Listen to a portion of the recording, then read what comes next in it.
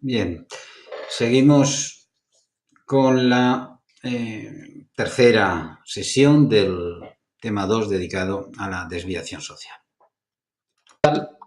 Hemos visto la primera parte, el concepto de cultura. Hemos visto después el proceso de socialización y los agentes de socialización. Y vamos a ver finalmente la última parte de este tema, que dedicamos al control social, desviación y delito. ¿Por qué? Bueno, porque es importante tener en cuenta, y más para en una profesión como la de periodista, en la que toca abordar temas muy diversos y a veces relacionados con los márgenes de la sociedad, de lo que es correcto o incorrecto, de lo que se sale de la norma, pues comprender un poco cómo funciona todo esto. Bien, explicaba cómo ese chip societario, ese sistema operativo que nos permite funcionar la cultura, nos facilita la interacción social, nos hace humanos, formar parte de una comunidad determinada, nos posibilita poder adaptarnos a otras comunidades a través, luego en socializaciones secundarias, etcétera. Nos facilita la vida como humanos, porque aprendemos las claves, los símbolos, los protocolos, cómo funciona todo. Claro, ¿por qué eso es así? Pues porque la sociedad, justamente, las sociedades humanas necesitan precisamente que todos sus miembros compartan una serie de elementos para poder funcionar. Bien, y en ese sentido, ese sistema operativo que se nos introyecta a través del proceso de socialización sirve también como un mecanismo de control para que no hagamos lo que no tenemos que hacer.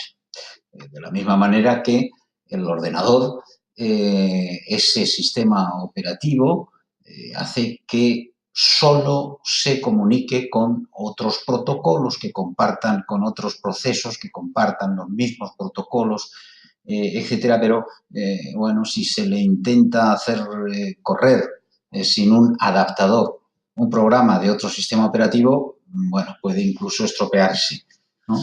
Pues un poco la cultura funciona así, nos facilita la vida, pero a la vez es un mecanismo a través del cual la sociedad se las arregla para que contribuyamos a que se mantenga esa estructura. Bien, por eso es tan importante esta derivada que es el control social y la salida o la ruptura con ese control social, como en la desviación y, en su caso, el delito. Bien, vamos a empezar definiendo algunos de esos conceptos que son fundamentales para entender el orden social y que conforman de alguna manera una secuencia, ¿no? Primero, el concepto de control social. ¿Qué es el control social?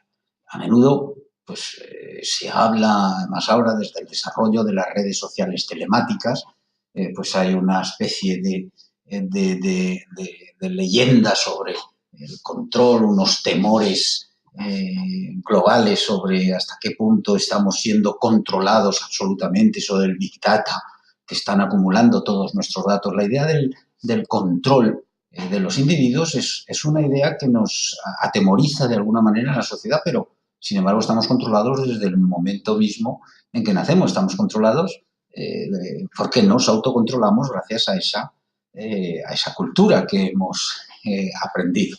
Lo que pasa es que no es suficiente a veces, por eso. Bien, ¿qué es el control social? El control social es todo el conjunto de mecanismos sociales, formales e informales, que tienen como objetivo evitar o limitar la conducta desviada de las normas sociales. Es decir, las sociedades superviven gracias a que sus estructuras trabajan para que no nos salgamos o no nos desviemos apenas de esas normas, sino todo se viene abajo. ¿Qué se entiende por desviación entonces? Pues cualquier pauta de conducta, puede ser individual o puede ser grupal, que viola los valores y normas dominantes en una comunidad. Y esto entramos en el relativismo a que hacíamos referencia a las culturas. Es posible que una norma dominante en una determinada comunidad puede chocar con una norma de conducta dominante en una subcultura de esa comunidad. Pensemos, por ejemplo, en la imaginería cinematográfica, pues nos tiene acostumbrados a esas mafias y a esos submundos en los que rigen una serie de normas específicas, de reglas, que tienen el mismo poder de coacción, en esos casos incluso mayor, que pueden tener nuestras normas culturales. Bien, entonces tenemos el control social, la desviación, cuando la transgresión afecta a las normas sociales que están formalizadas en leyes, es decir, más allá de las mores, de las costumbres, ¿eh? Entonces hablamos de delito. Hay un salto cualitativo. Y estrechamente vinculado a estos conceptos está el concepto de condena. Hay que tenerlo en cuenta porque, bueno, pues uno se lo va a encontrar muy a menudo un periodista en su trabajo hablar de condenados, de condenas. Y es importante entender, más allá de que una condena es un resultado de un proceso judicial, el concepto de condena va más allá. La condena es el daño con el que la sociedad castiga la desviación social. Tiene esa finalidad. Bien, vamos a ver un poco, a desarrollar un poco todos estos conceptos un poco más. Bien, cuando hablamos de conducta desviada, no estamos hablando de un comportamiento exageradamente desviado necesariamente. No estamos hablando del delito. Hemos visto que el delito, aquí es la hora de tomar un café, el delito es un grado, digamos, que hace referencia, pero la conducta desviada hay una gradación. Hay en función que se corresponde con el tipo de normas morales. Bueno, pues aquí podemos ver un poco esa gradación en relación con desviación, por ejemplo, sobre normas sexuales, que es algo pues, muy evidente, muy fácil de ver la evidencia. Aquí tenemos unos círculos de control, de autocontrol, sería funcionando de autocontrol que la desviación rompe. Tenemos una norma penal, una norma jurídica, una norma social y una moral individual. Digamos, de lo núcleo más duro de las normas a lo más, bueno, lo más relativo, porque pues, estaríamos en la moral individual. Bien, pues aquí vemos distintos actos de conducta desviada que conforman, digamos, un gradiente porque iría pues desde la transgresión, pues bueno, esas aquí en Extremadura fueron famosas hace unos años, unas fotos eróticas en una exposición artística porque utilizaban símbolos religiosos. Bueno, es muy habitual en el cine erótico, en el de eso, la utilización de símbolos religiosos, pues las monjas como objeto sexual o los sacerdotes como actores. Bien, estamos aquí ante una transgresión. ¿Por qué? Porque a lo que eso afecta es a la moral individual.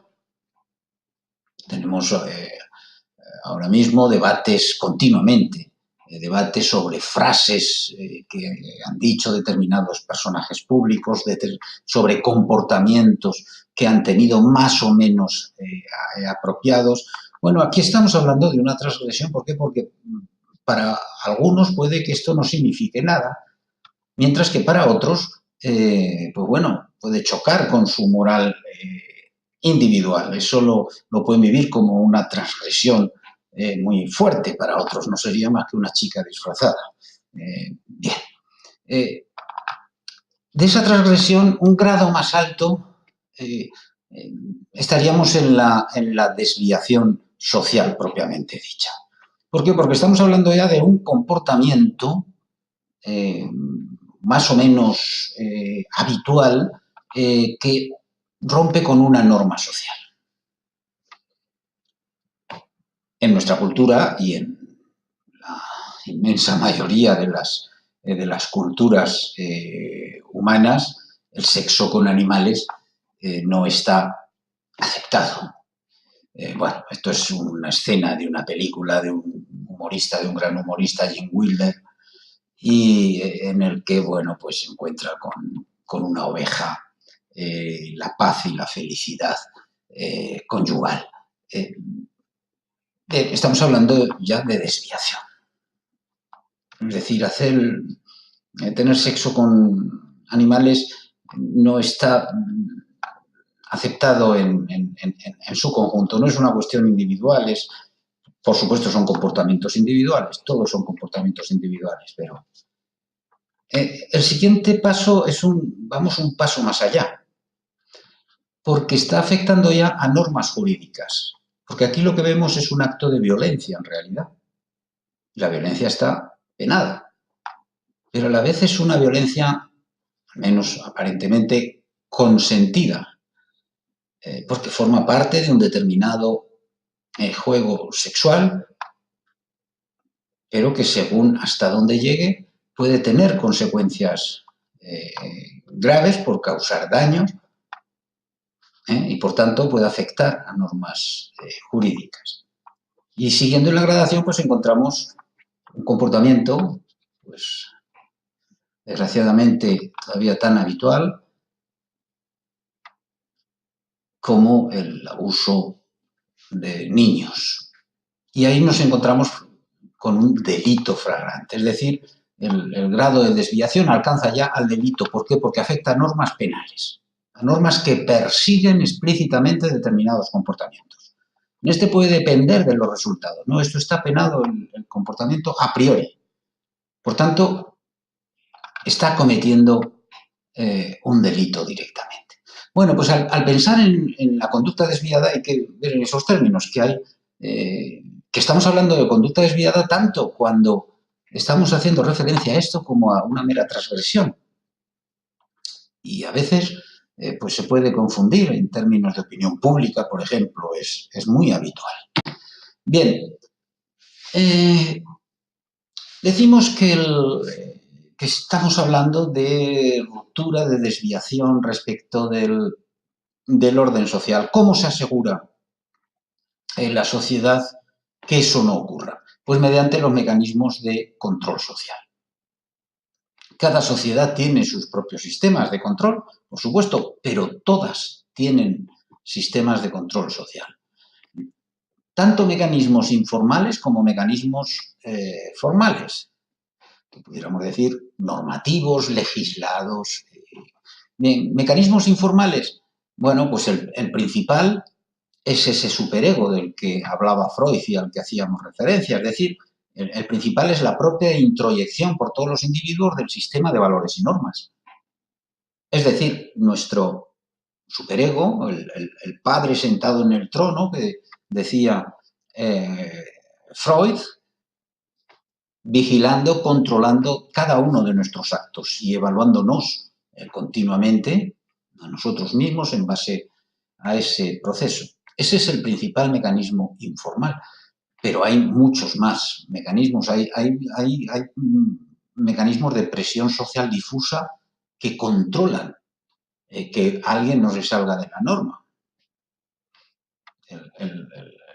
El silencio frente a aquel que se estima que, es decir, la no relación, lo que algunos llaman el exilio interior, en que puede caer alguien que ha sido señalado como desviado y que puede llevar en un gradiente, hablamos de nuevo de un gradiente hasta el linchamiento, desde volverle la cara al apestado que pasa, hasta el linchamiento, que primero puede, en unos casos puede ser moral. Por ejemplo, es muy habitual esos linchamientos morales a través de los medios de comunicación, o en algunas sociedades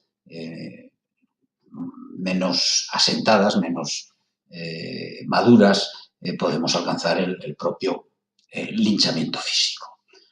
Y luego tenemos mecanismos formales de control social.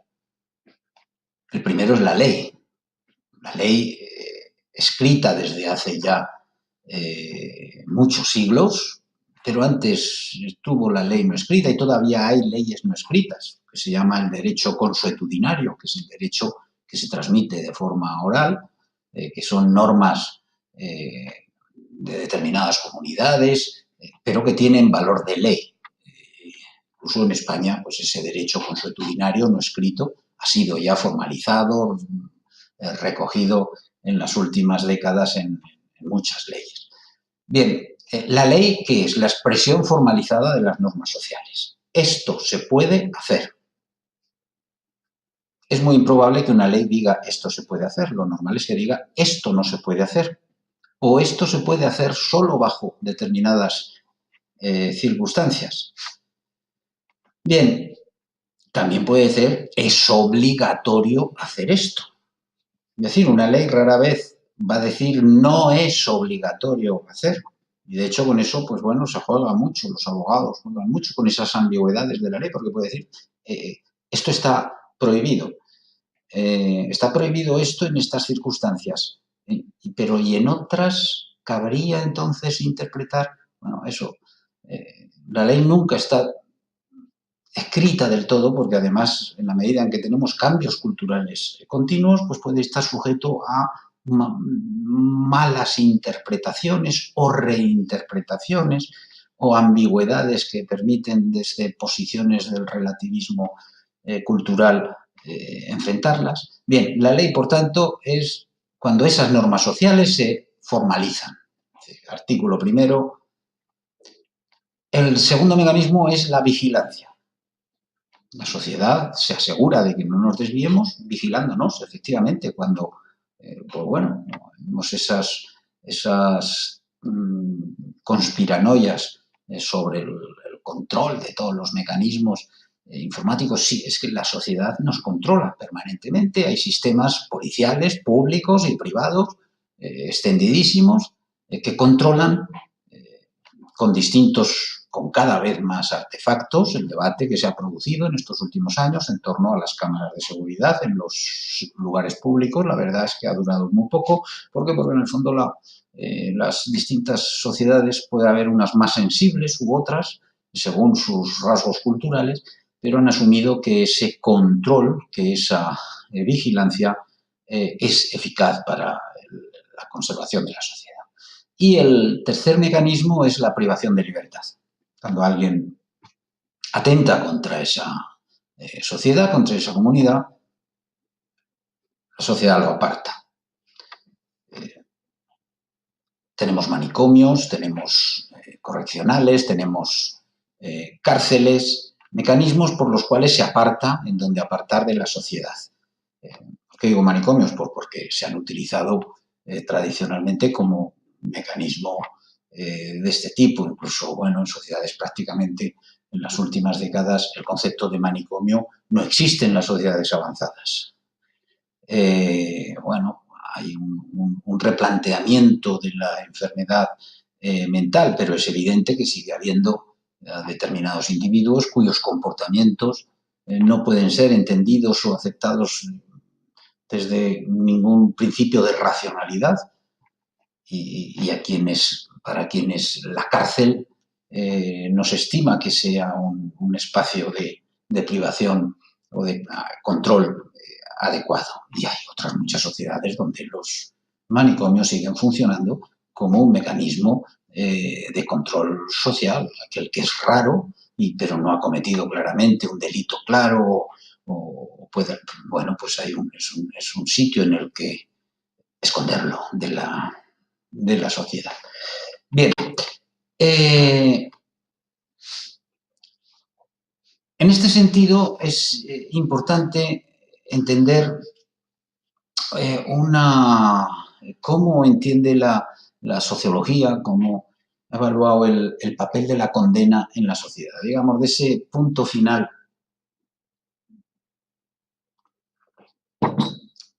en que termina ese proceso de desviación, es decir, cuando uno escapa del control social y se desvía, pero la sociedad lo ve,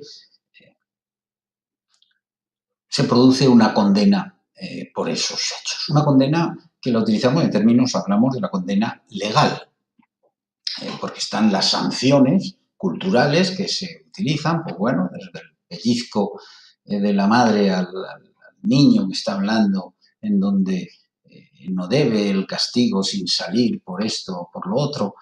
Condenas tenemos desde pequeñitos, sufrimos condenas de distinta naturaleza, hemos dicho unas, pero aquí nos referimos a la condena legal, cuando la sociedad castiga explícitamente a alguien porque ha incumplido la ley, ese nivel superior, digamos, de la norma social.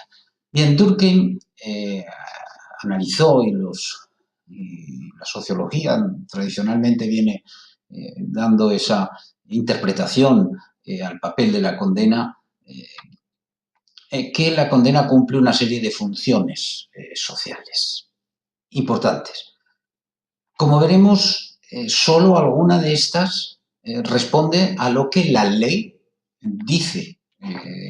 Pero claro, la propia ley tiene unas funciones que no siempre son explicitadas por la ley. La ciencia social es la que encargada de evidenciar qué hay detrás de la letra de la ley. Bien, pues entre las funciones que tiene, la primera es la de venganza. La sociedad se venga, se desquita de quien ha hecho algo. Aunque en nuestras sociedades avanzadas y basadas en principios de derechos humanos, etcétera, no aceptemos el principio de la condena tradicional, del ojo por ojo, pero la ley siempre busca, la sociedad siempre busca la restitución del daño causado. Aunque esa restitución no alcance normalmente a ese ojo por ojo, que también hay sociedades avanzadas como los Estados Unidos que la siguen manteniendo en términos de quitar incluso la vida a quien ha quitado la vida. Otra función importante es la de la disuasión específica, es decir, dirigida al individuo, pero también general al grupo. Es decir, la desincentivación de la desviación del delito.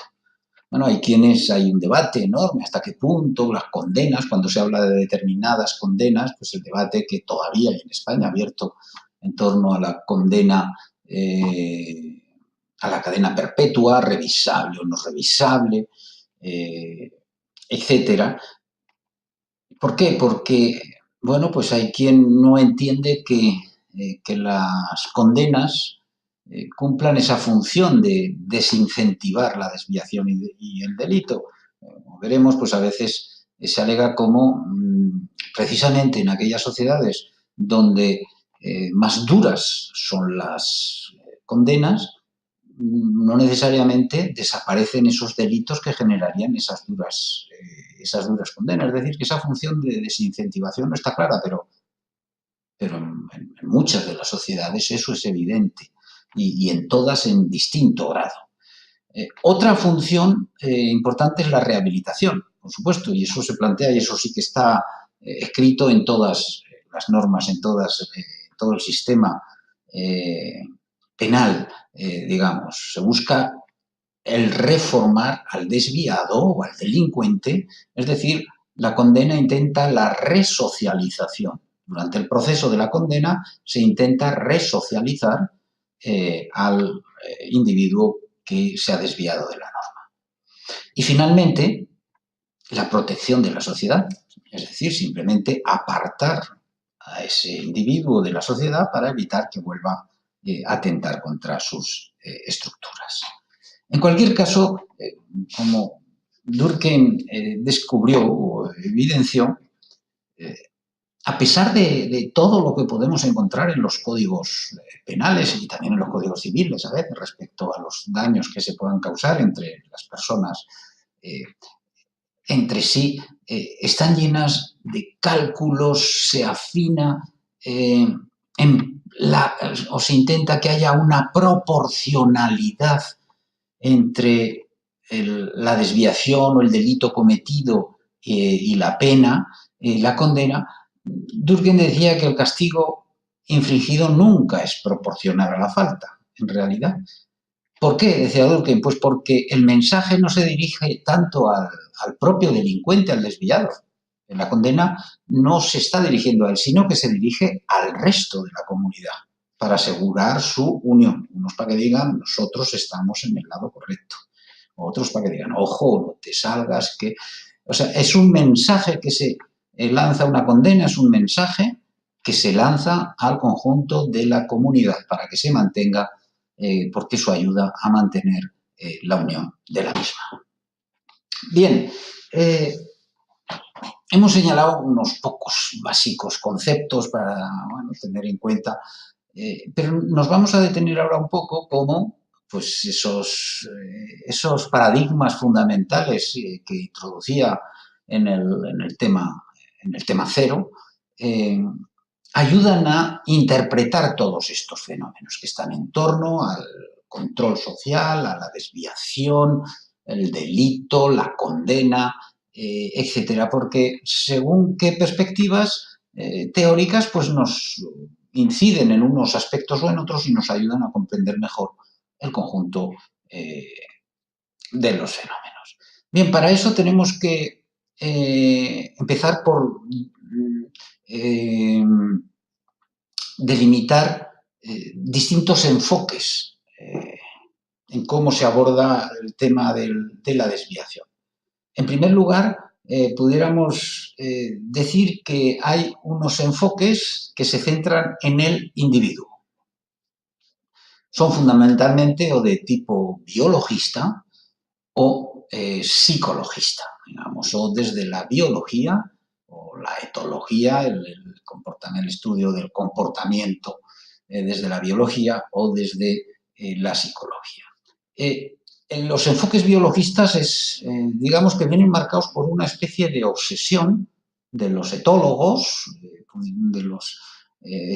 humanos, de los que estudian a los seres humanos como si fueran una especie animal más, en buscar algo que estaría, digamos, prácticamente escrito en nuestro ADN y que explicaría determinados comportamientos. Tradicionalmente pues están las teorías basadas en los instintos, habría unos instintos asesinos que unos tendrían, otros no, y que se han plasmado, pues sobre todo en el siglo XIX y principios del siglo XX, en una serie de teorías concretas, pues como la más conocida, la de Cesare Lombroso, un criminólogo, uno de los primeros criminólogos italianos, que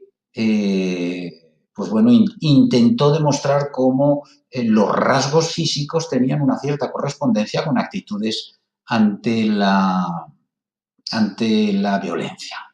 En realidad, con las posibilidades de delinquir. Lombroso se pasó muchos años estudiando las características del rostro de los presos en las cárceles, sobre todo del sur de Italia.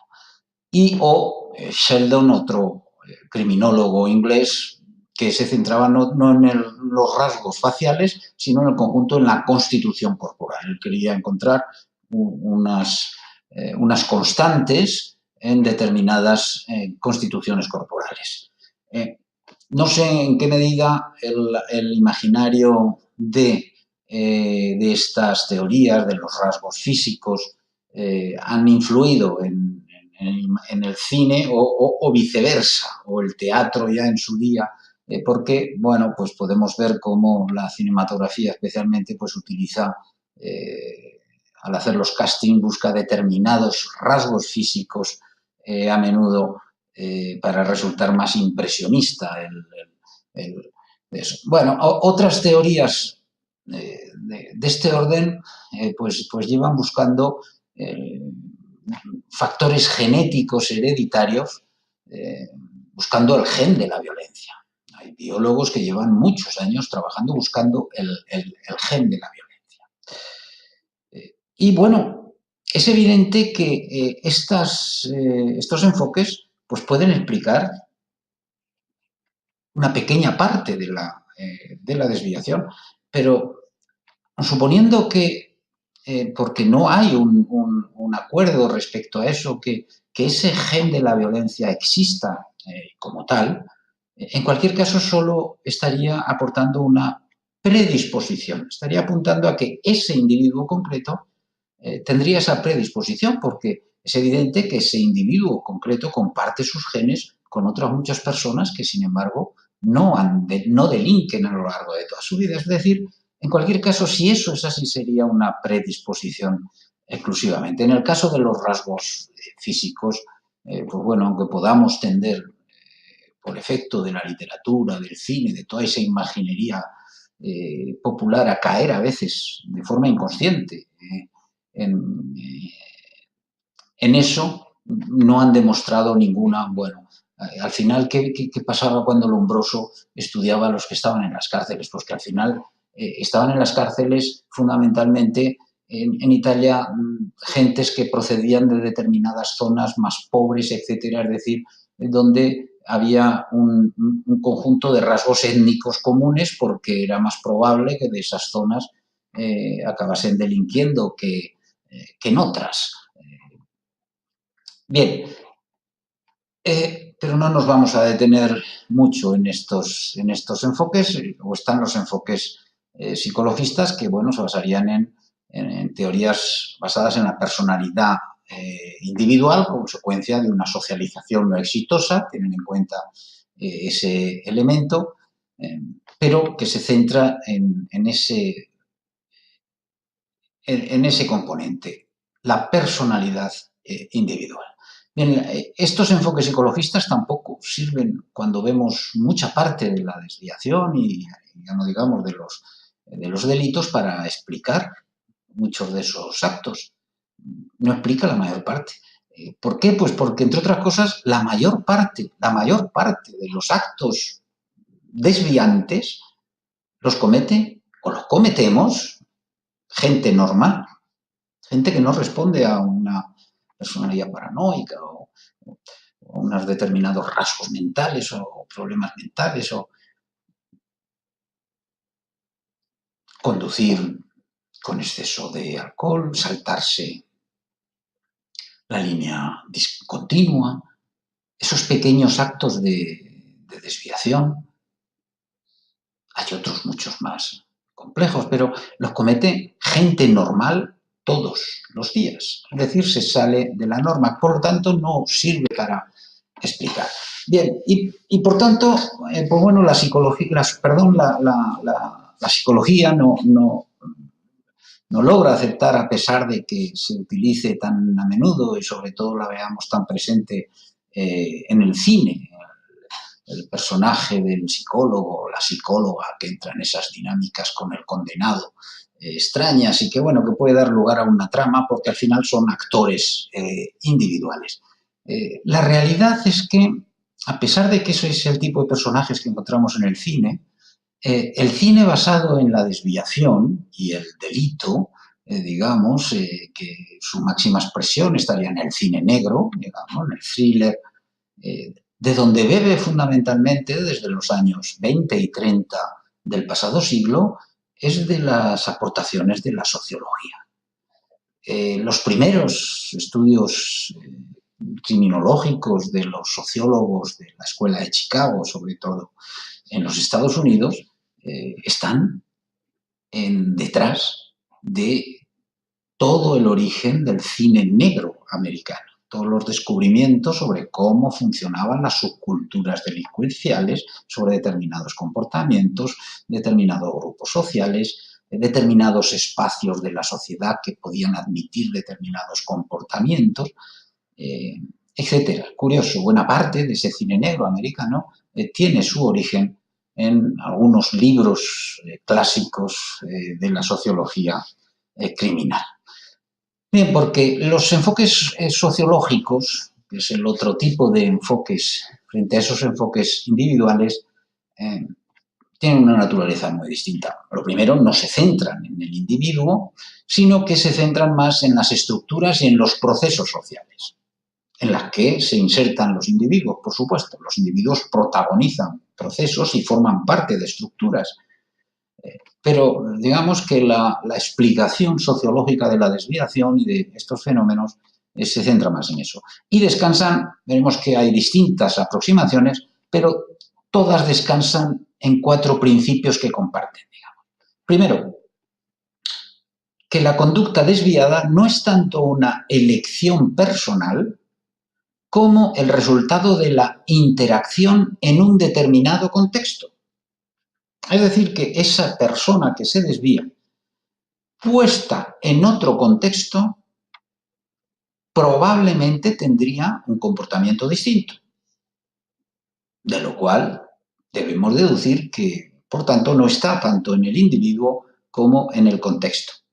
En segundo lugar, es que además lo que se entiende como conducta desviada e incluso delito varía con las sociedades. Volvamos un segundo al gradiente. Bueno, prácticamente todos estos comportamientos que vemos aquí en esta parte del gradiente están perseguidísimos en todas las sociedades tradicionales. Hoy prácticamente todos, pues incluso esos actos de intercambio de violencia como forma de placer, están aceptados, tolerados por la cultura, entran, lo dejamos dentro del comportamiento privado, mientras, sin embargo, hay otras cuestiones que nos parecen en todas nuestras sociedades gravísimas. Bueno, pues hay sociedades, todavía perviven culturas en África en la que la utilización sexual de los menores está normalizada. Forma parte incluso, pretende desde una perspectiva EMIC, interpretada desde sus propios principios, que eso forma parte del proceso de socialización de los menores. No vamos a remitirnos ya a la antigua Esparta, a las sociedades, algunas de las sociedades griegas. No, estamos hablando de sociedades que han pervivido y que perviven en realidad. Por tanto,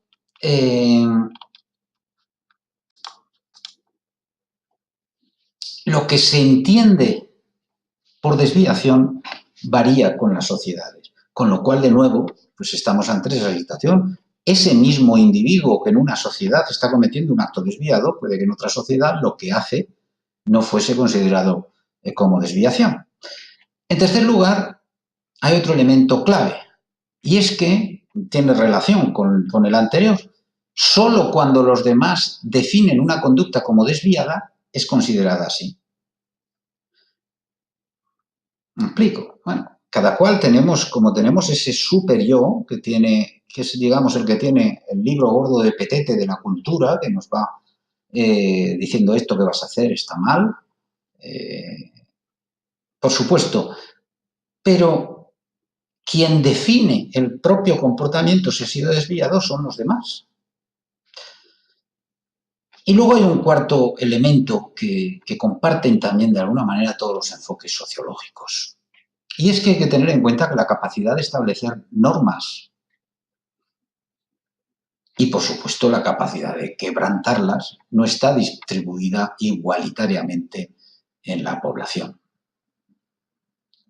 La capacidad de robar para comer no está repartida igualitariamente. Es más probable que quien no tiene medios ni dinero tenga la tentación de robar que quien los tiene. Pero a la vez, precisamente determinados robos, como veremos, solo los pueden cometer algunas personas. No todas pueden cometer determinados robos. Digamos, los ladrones de guante blanco, los ladrones económicos, la corrupción, etcétera. Y la propia capacidad para definir qué es desviado o no, qué es delito o no es delito, no está distribuida tampoco igualitariamente. Una población puede forzar que determinados comportamientos pues, sean considerados delito y que esa consideración no es compartida, no sea compartida por una parte de la sociedad. Bien, pues vamos a ver un poco. Bien, sigamos, vamos a ver esas desde esas tres perspectivas fundamentales, cómo se ve la desviación, qué aportan para comprender mejor estos procesos. Bueno, en las teorías funcionalistas pues se centran justamente en las funciones que cumple la desviación dentro de la estructura social. Durkheim señalaba cómo la desviación social paradójicamente contribuye a consolidar y fortalecer los valores y normas culturales. ¿Por qué?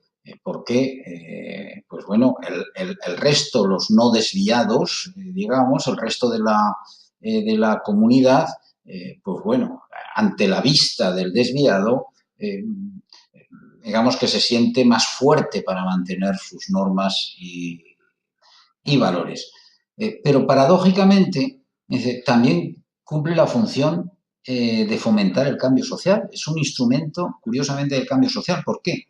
Porque los actos de desviación, en la medida en que hay que evaluarlos por parte de la sociedad, y si es formalmente, pues el sistema legal tiene que hacerlo, obligan continuamente a pensar y repensar los límites morales de esa sociedad. Eso es importante.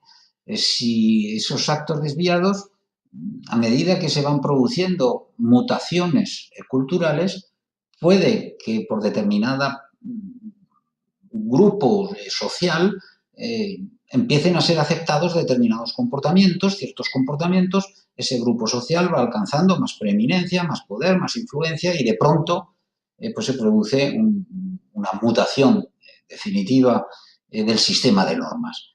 Y se dice, bueno, esto ya no podemos seguir considerándolo en estos términos. Pensemos, bueno, España es uno, creo que el primer país o el segundo, si no fue el primero, fue el segundo en que se aprobó se legalizó el matrimonio homosexual.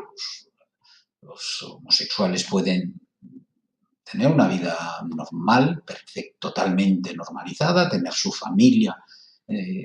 Más, algunos consideran que constituyen hoy uno de los pilares de la familia como institución en Occidente, y hace apenas 40 años, bueno, decimos en España porque en España teníamos una dictadura, pero no solo en España, en otros países occidentales que no tenían dictadura, como los Estados Unidos, la homosexualidad era considerada delito en muchos de Estados Unidos.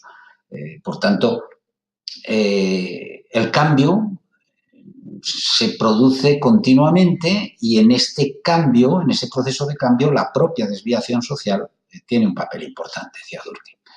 Y en ese sentido, también la respuesta que da la sociedad a la desviación sirve, por tanto, para clarificar las barreras morales del individuo. Ayuda a saber lo que está bien o lo que está mal, precisamente cuando hay momentos de cambio social, cambio de valores, o también porque simplemente, digamos, el sistema operativo que adquirimos en el proceso de socialización primaria no cubre todo el campo de posibilidades, de casuísticas que pueden darse. Tenemos que luego reaprender, igual que los robots y los ordenadores, ahora hablamos de la inteligencia artificial que aprende, digamos, nosotros tenemos que ir aprendiendo nuevos procesos, reinterpretando en base a los sistemas de normas y valores que tenemos nuevas situaciones y en ese sentido la respuesta que da la sociedad nos ayuda a clarificar. Y, por supuesto, también fomenta la unidad de la comunidad. ¿En qué sentido? Pues porque frente al ultraje que supone determinados actos de desviación, pues bueno, la comunidad se siente solidaria y unida. Bien, una de las aportaciones más interesantes desde las teorías funcionalistas es la que hizo Robert K. Merton, uno de los grandes, mayores sociólogos que han dado los Estados Unidos, que planteó la desviación social como, como un mecanismo que tiene el individuo para adaptarse a la sociedad. Es una estrategia adaptativa a las estructuras sociales. Él venía a decir que el que se produzca o no desviación social depende de la correlación entre dos factores, entre dos componentes culturales. Por un lado, los objetivos culturales que nos son marcados. Pensemos cuáles son los objetivos en la sociedad capitalista actual, pues tener mucho, tener cuanto más mejor, acumular riqueza, poder, bienes, etcétera. Es decir, los objetivos culturales que se marcan y los mecanismos institucionalizados previstos por la sociedad para alcanzarlos. Usted trabaje, invierta, sea un emprendedor, láncese, hágase millonario, cuanto antes, rápidamente. Pero hágalo dentro de la ley. Se nos dice, bien, bueno, cuando eso se puede hacer, es improbable la desviación. Es decir,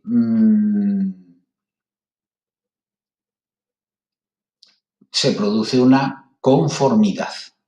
Hay una conformidad. Yo acepto esos objetivos y acepto esos mecanismos para conseguirlos, bueno, intentaré lograrlo. Bien, pero esa es una solo, dice Merton, de las posibles respuestas. Porque una respuesta posible, alternativa a esa, es la innovación. Yo acepto esos objetivos que la sociedad me fija, no lo olvidemos. No me los he fijado yo, me los fija la sociedad, porque la sociedad nos los fija a todos. Pero no acepto las normas. Innovo. Y ahí aparece el chiringuito financiero. X, o las hipotecas basura, o las innovaciones. Buena parte de los delitos económicos son innovaciones sociales, algunas de las cuales terminan luego legalizándose. Y cuando decimos innovar, puede ser innovar con ese tipo de comportamientos, de delitos económicos, o puede ser innovar robando. Bien, otra respuesta posible es el ritualismo, dice. No acepto los objetivos, pero sí acepto las normas porque no me quiero salir de la sociedad. Es decir, yo no quiero ser rico. Hay mucha gente en nuestras sociedades que no acepta esos objetivos que la sociedad se fija. Yo no quiero acumular, no necesito acumular, yo quiero estar tranquilo aquí, que nadie se meta conmigo. Entonces, acepto las normas, cumplo todo, pero no acepto los objetivos y bueno, pues como pueda, tiraré, ¿no? Es otra respuesta.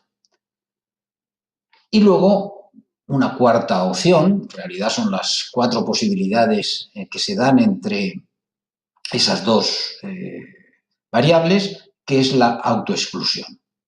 Ni acepto los objetivos, ni acepto las normas. Eso se produce también en la sociedad. Esto se puede dar de 2 formas. Una mediante un proceso de retraimiento, de alienación, digamos, de la condición humana o social.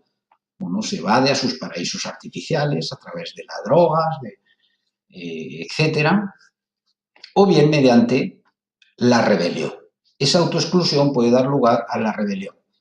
A la rebelión, es decir, a la lucha para cambiar o bien los objetivos o bien los mecanismos, o bien para cambiar ambos, los objetivos fijados o los mecanismos institucionalizados para conseguirlos. Es lo que ocurre cuando se produce una revolución. Simplemente una parte de la sociedad que se ha autoexcluido de la sociedad y ha optado por transformarla, por cambiarla para que los objetivos sean otros. Bien, luego hay otro paquete de teorías funcionalistas a las que llamamos teorías subculturales. ¿Por qué? Porque, bueno, se han interesado mucho en el estudio de lo que llamamos las subculturas, ese paquete de sistemas de normas y valores, comportamientos, hábitos, referencias, etcétera, que pueden caracterizar a un determinado colectivo dentro de una sociedad general. Bien, pues las teorías subculturales lo que dicen es que la desviación es función de dos variables. Bueno, viene a recoger el planteamiento de Merton. Por un lado, la escasez de oportunidades legítimas y la oferta de oportunidades ilegítimas. Parece que dice lo mismo, pero no dice lo mismo. O sea, puede haber muchas oportunidades legítimas y muchas oportunidades ilegítimas. O puede haber pocas oportunidades legítimas y pocas oportunidades ilegítimas. Es decir, depende del equilibrio, de la posición de equilibrio que haya. Si hay muchas oportunidades, si hay una tierra de oportunidades, en un momento de oportunidades, de crecimiento, donde todo el mundo le va muy bien, y hay poca oferta de oportunidades ilegítimas, pues la desviación es muy improbable. Pero como haya escasez de oportunidades legítimas, es decir, pensemos en determinados barrios, en determinados colectivos, en determinados grupos étnicos, que a la vez tienen una gran oferta de oportunidades ilegítimas, pues el comportamiento es mucho más probable. Esas oportunidades ilegítimas además fomentan, dicen estas teorías, la formación de subculturas delincuentes, subculturas que terminan construyendo, digamos, un conjunto propio de normas y valores, normalmente contraculturales, es decir, contra la cultura dominante, y que sirven para reproducir esos mismos procesos. Puede darse otra situación, y es que ni haya oportunidades legítimas ni haya oportunidades ilegítimas. Y entonces, según estos sociólogos, la situación es mucho más complicada. ¿Por qué? Porque entonces lo que hay es una frustración generalizada en esa comunidad, en esa sociedad. Y esa frustración, ¿qué genera? Por un lado, subculturas del conflicto, es decir, violencia, fenómenos de violencia, o subculturas alienadas, la autoexclusión alienada de la que hablaba Merton, es decir, extensión de las drogas. Bien, lo que estos autores mostraron en sus estudios empíricos es que, bueno, pues estas subculturas florecen en las clases bajas. ¿Por qué? Porque hay menos oportunidades legítimas.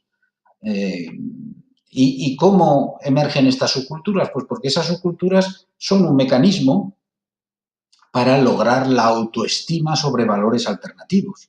Si nosotros estamos socializados en un sistema de valores que estamos incumpliendo porque no tenemos oportunidades legítimas para cumplirlos, tenemos que tener alguna forma de alcanzar un equilibrio.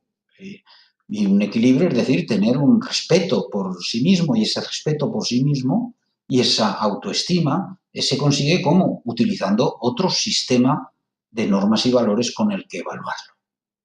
Es decir, de esa manera, bueno, pues en esas subculturas, pues precisamente alguien consigue ser respetado, ser alguien, utilizando justamente las oportunidades ilegítimas.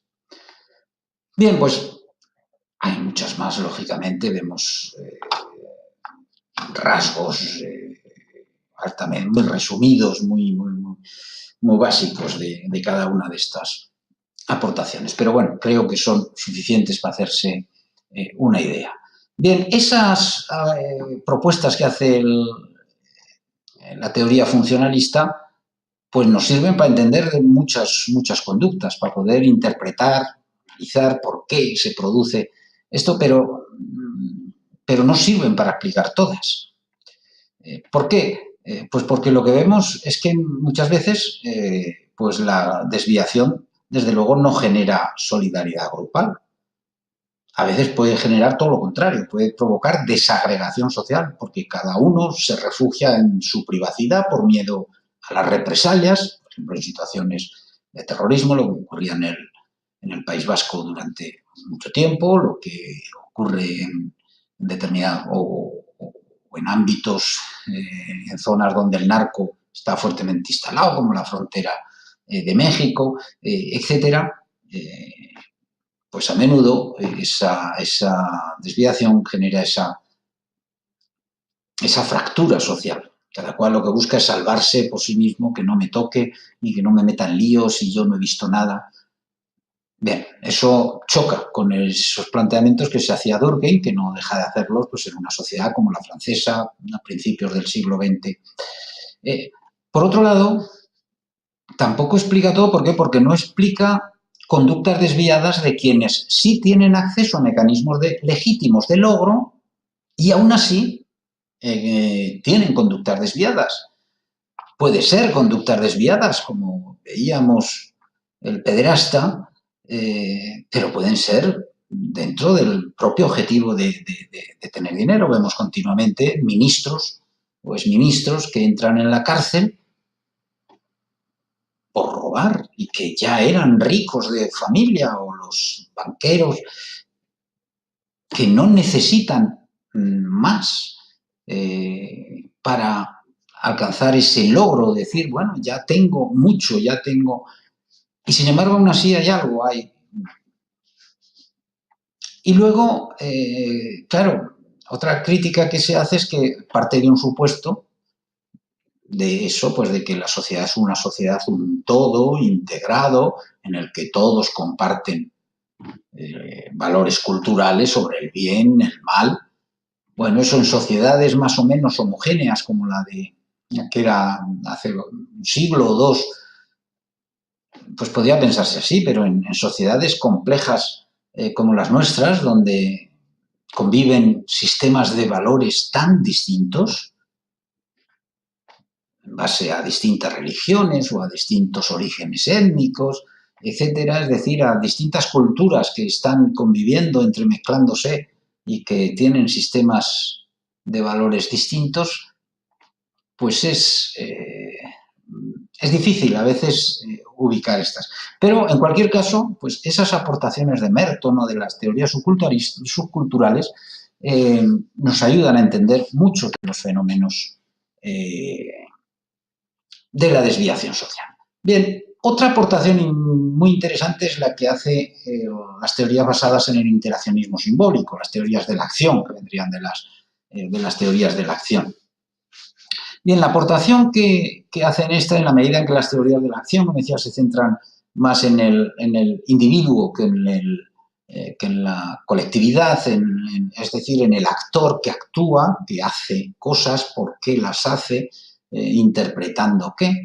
Bien, pues la aportación que hacen es el considerar la desviación como proceso, como un proceso, más que como un acto en sí. Un proceso que sigue una serie de pasos, digamos. Primero, es interesante para entender esta perspectiva del interaccionismo simbólico la idea de que la desviación no se decide por lo que hacen las personas. El acto en sí que una persona hace en ese sentido no es nada.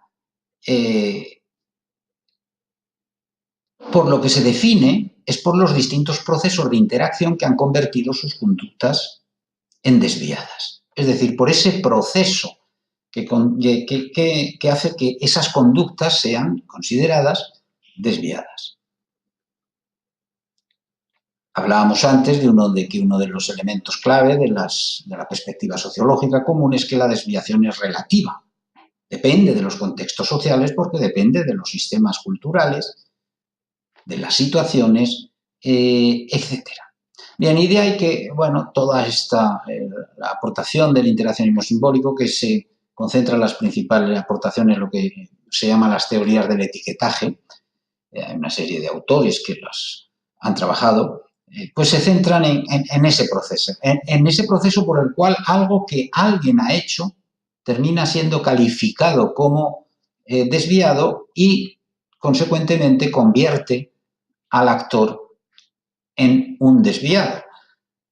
Bien, aquí abajo tendríamos un poco ese proceso, cómo se produce. Digamos que hay un acto al que llamamos un acto de desviación primaria. Un niño le roba a otro de su mochila un bolígrafo, el sándwich o la chocolatina, o yo qué sé. Es un acto desviado. Podría no quedar en nada, pero lo ven o se han enterado y ese comportamiento es calificado, es etiquetado, el comportamiento es etiquetado. Le has robado la chocolatina a tu compañero. Le has robado la chocolatina a tu compañero. A esa calificación el sujeto va a responder, va a reaccionar. Puede asumir la culpa, el sentimiento de culpa, o no.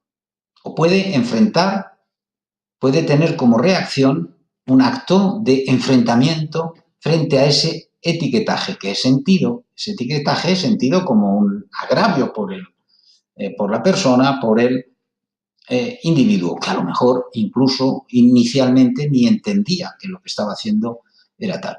Bien, si como reacción insiste en ese comportamiento desviado, se produce entonces ya la desviación secundaria y se da un salto.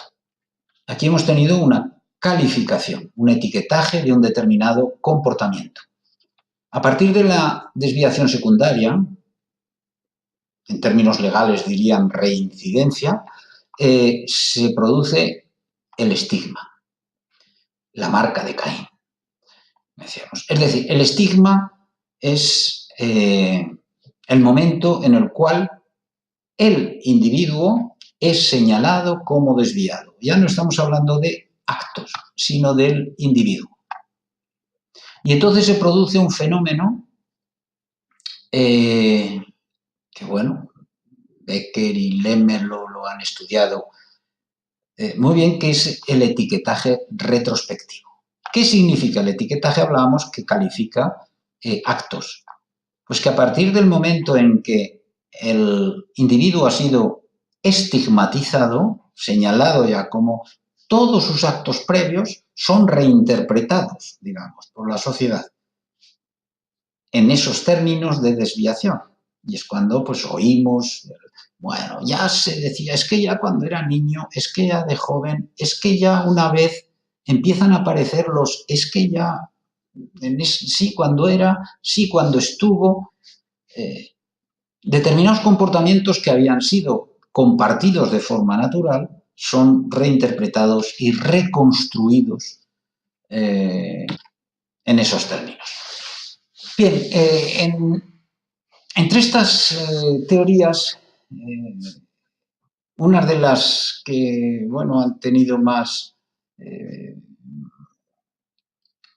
difusión son las que llamamos teorías subculturales interaccionistas, que tienen una relación muy fuerte con esas teorías subculturales funcionalistas que decíamos, aunque los planteamientos teóricos sean distintos. Bueno, están las que hablan de la asociación diferencial, es decir, de la frecuencia de contacto o de exposición a conductas o valores desviados. Pues bueno, es el básico, tanto fue a la fuente el cántaro a la fuente, tanto va el cántaro a la fuente, que al final, pues un poco eso, a medida las probabilidades de cometer actos desviados, pues dependerían de la frecuencia del contacto, de la exposición con determinados valores y conductas, lógicamente.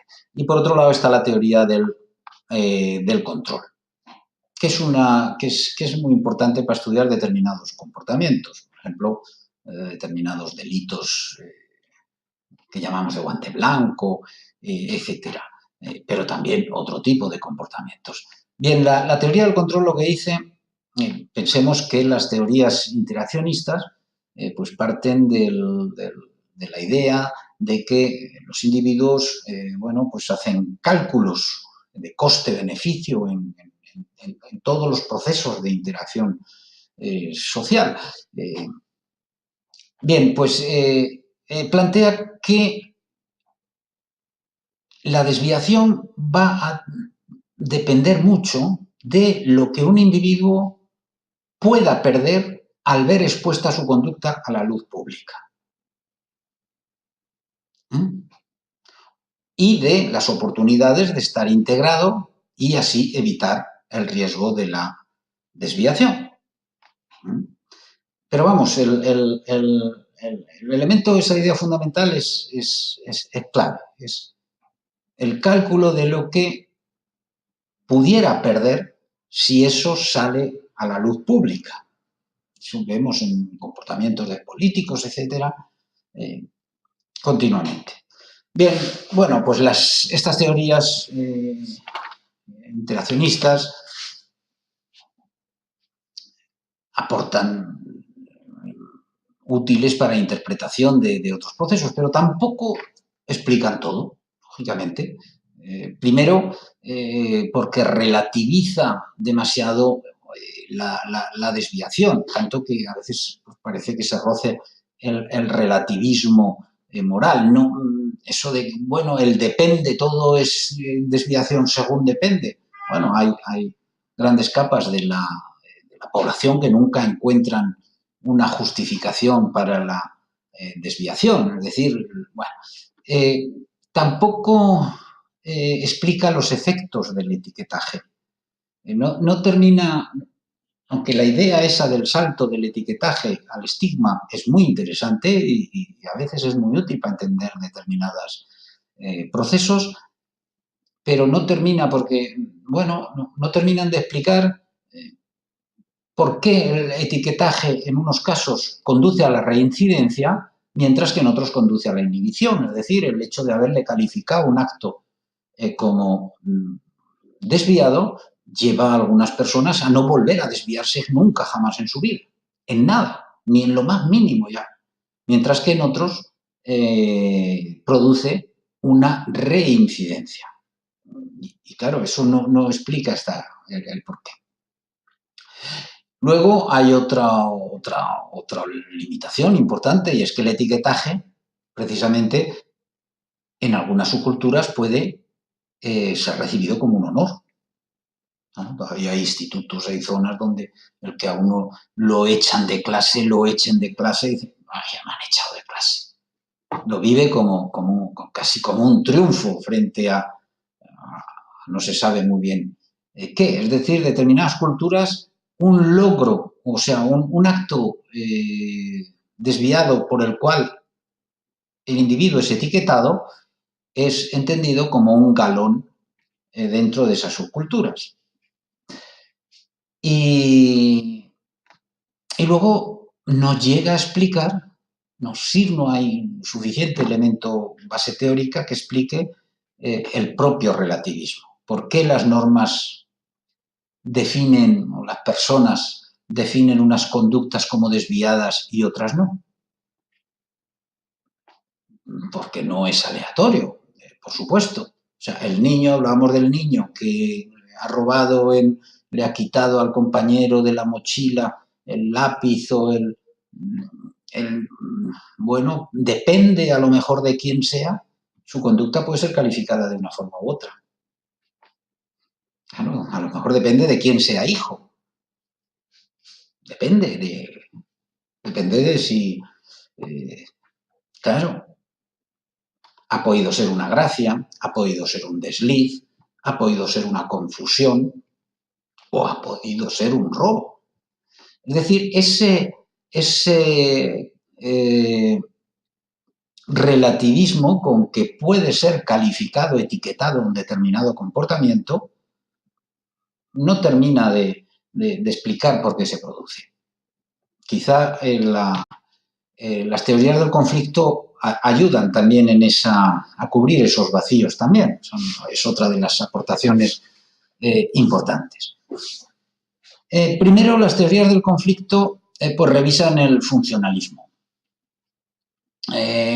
¿Por qué? Porque para las teorías del conflicto la desviación expresa desigualdades. De una forma u otra expresan desigualdades. ¿Por qué? Pues porque los sistemas de normas, ¿entienden? Si recordáis lo que veíamos de las aportaciones de demás, pues siguen para proteger los valores de los grupos dominantes. Buena parte del sistema legal de las sociedades modernas, contemporáneas, está basado en la protección de la propiedad, bajo todas sus formas. Llevamos desde la emergencia de Internet unos conflictos enormes, un proceso permanente en torno a la propiedad intelectual, porque ahora los bienes pues, han pasado de la materialidad a la inmaterialidad. Para los autores de las teorías del conflicto, la causa del delito es, por tanto, la desigualdad, sea de clase, sea de raza, de etnia, de edad, de género. La conducta desviada depende de la distribución del poder de señalar qué es desviado o no. Por ejemplo, el etiquetaje depende del estatus del desviado primario, que se puede librar o no de su calificación. Es evidente, lo vemos continuamente, determinados pequeños comportamientos que, además en determinados individuos, que, bueno, determinados comportamientos, incluso en términos legales, pueden suponer una multa que para una persona no significa nada, paga esa multa y a lo suyo y puede volver a repetir porque le sale barato, mientras que para otra persona en otra situación esa multa puede suponer un problema mayor y conducirle justamente a más actos desviados para poder enfrentar y entrar en una cadena, etcétera, etcétera. Y luego hay otro elemento de estas teorías clave, del sustrato de estas teorías, que es la propia idea de que, en realidad, las propias normas y valores morales de una sociedad pues son una artificiosidad que está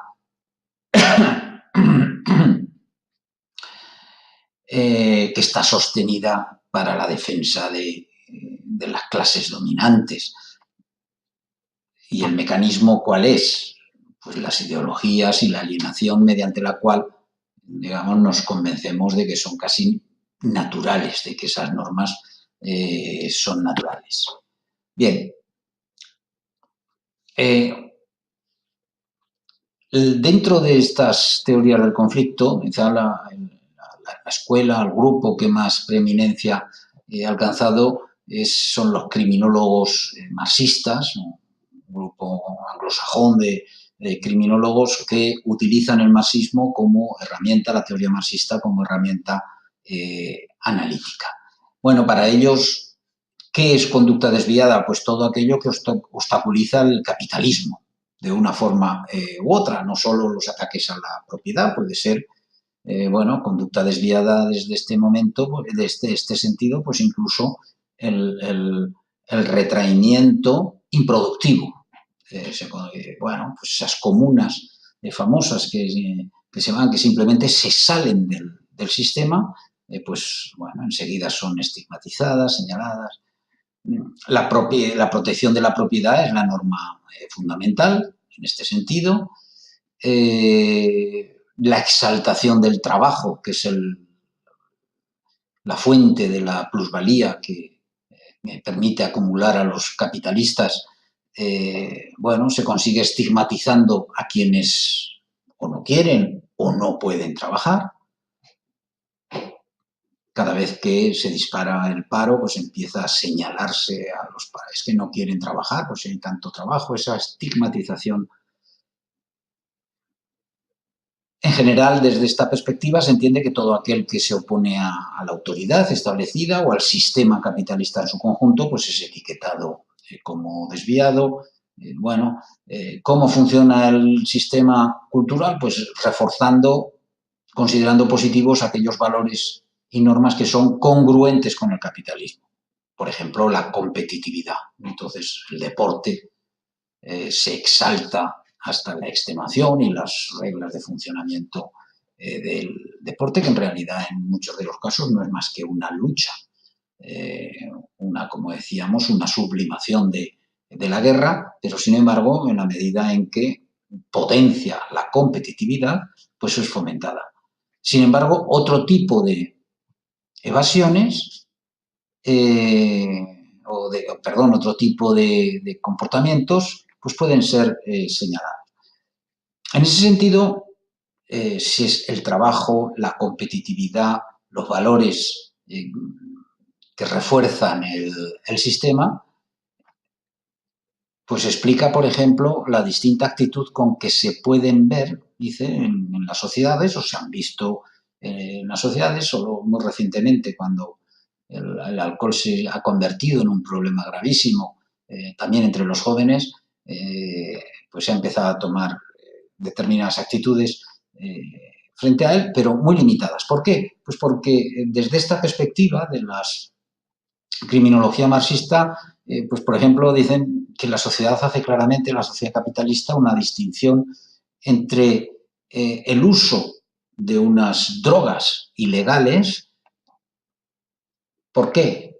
Porque conducen a la evasión productiva, es decir, a no trabajar, a quitar las ganas de trabajar, frente a otras drogas, como el alcohol o como pudo ser en determinado momento valorada la propia cocaína, que funcionan como un mecanismo de excitación productiva, pudiéramos decir. ¿En qué sentido? Pues que favorecen, el alcohol favorece las relaciones sociales, las relaciones económicas, tantas decisiones, tantos negocios se cierran brindando con alcohol o en la barra de un bar, etcétera. Y en ese sentido hasta con fenómenos como eso, como productos que son igual de malos para el organismo, para la mente, sin embargo, son valorados, en distintos momentos son valorados de distinta forma.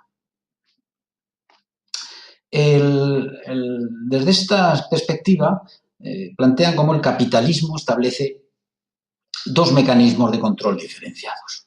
Por un lado estarían las instituciones del estado del bienestar, que se dedican a controlar, y que se mantenga el orden, a controlar los grupos onerosos, es decir, que son una carga para el sistema, pero que no son peligrosos. Los ancianos sin recursos, los minusválidos, los toxicómanos, los alcohólicos, pues las instituciones del bienestar social se ocupan de ellos. Y luego estarían las instituciones represivas, propiamente dichos, policía, tribunales, cárceles, ejército, etcétera, para quien desafía los fundamentos del sistema. Incluidas esas clases marginales que puedan no renunciar a sus objetivos culturales, grupos revolucionarios, etcétera. Bien, es, por tanto, otra perspectiva que aporta nuevos elementos y que ayuda a interpretar también de nuevo determinados casos. Pero, por supuesto, tampoco todo se puede explicar desde estos enfoques criminológicos o en el análisis de la desviación. Pues porque, primero, porque muchas de esas investigaciones, este grupo de criminólogos marxistas son de los que más han trabajado en el estudio de los delitos concretos en determinados barrios, de lo que se llama la victimología, el impacto de las víctimas, las características, la caracterización de las víctimas de determinados delitos. Bueno, pues resulta que algunos de los descubrimientos de sus propios científicos pues ponen en entredicho algunos presupuestos. Por ejemplo, la victimología, precisamente, pues muestra que precisamente son las clases bajas y no las dominantes quienes sufren más los efectos de la delincuencia. Si la delincuencia viniese a ser una especie de lucha de clases, como una visión muy reduccionista, pero en el fondo está así, algo no cuadra. Por otra parte, hay una evidencia, y es que entre las clases dominantes también se produce desviación y delincuencia que no afecta al sistema capitalista y es igualmente reprimida. Volvemos a ese ejemplo inicial que utilizábamos en la gradación de los pederastas, de la pederastia, de determinados comportamientos de esa naturaleza, la violencia de género, ahora, etcétera. Es decir, también se reprimen comportamientos que no afectan al sistema capitalista ni a ninguno de sus fundamentos. Y sobre todo hay un elemento clave, y ya lo decía Durkheim incluso antes de que existieran sociedades como la Unión Soviética, como el experimento de la Unión Soviética o Cuba, y es que todas las sociedades, con independencia de su modo de producción, generan desviación. Había desviación social antes del capitalismo, ha habido desviación social en los experimentos, digamos, distintos al capitalismo, lo que se llama el comunismo soviético, o lo que sea el comunismo cubano. Hay actos de desviación también. Por tanto, nos sirve totalmente. Pero bueno, entre unas y otras aportaciones, entre las perspectivas funcionalistas, las interaccionistas, las teorías del conflicto, pues bueno, nos pueden ayudar a interpretar mejor algunos de estos procesos, algunos de estos actos, algunas de estas noticias a las que nos enfrentemos, os enfrentéis el día de mañana.